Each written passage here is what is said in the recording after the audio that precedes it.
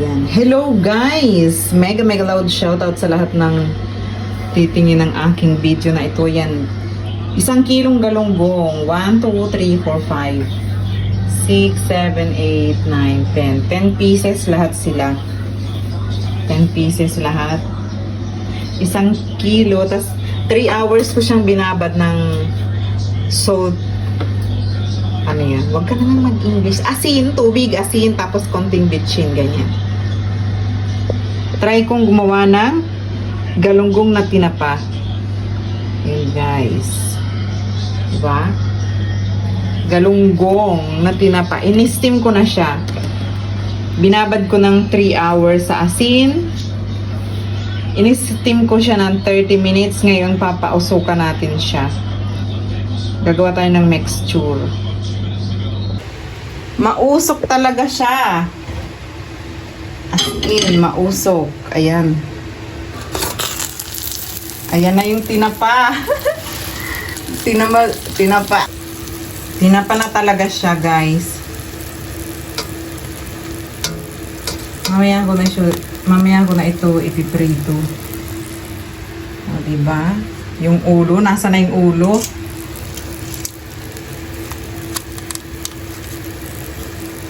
Ayos ang pagkagawa. Pwede pala tayong gumawa ng tinapa dito.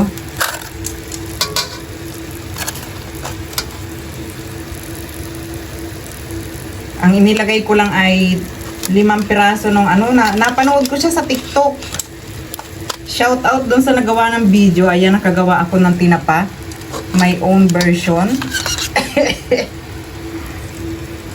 Talagang nakakaubo yung usok. Uusok talaga siya, guys. Hindi pa pala siya masyado. Pero okay na yan. Ito lang na tayong time.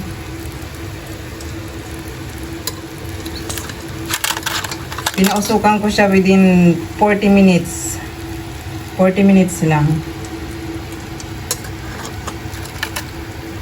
Ayan yung mixture. Umitim na siya. Bigas. 1 tangkal dun sa... Yung mixture natin is bigas. Lipton tea. 5 bag. 5 Lipton tea. Saka 1/4 ng 1/4 na tasa.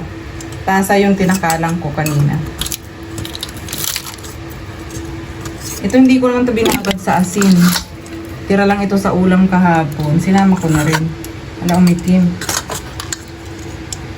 Pirituhin natin ulit.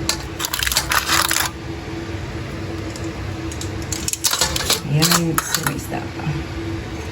Umitim talaga yung mixture. Ay, talagang umitim. Pati yung mga kutsara ko, umitim na.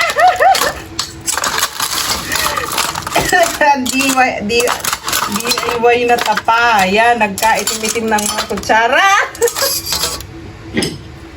Ayan na, guys, ang ating tinapa.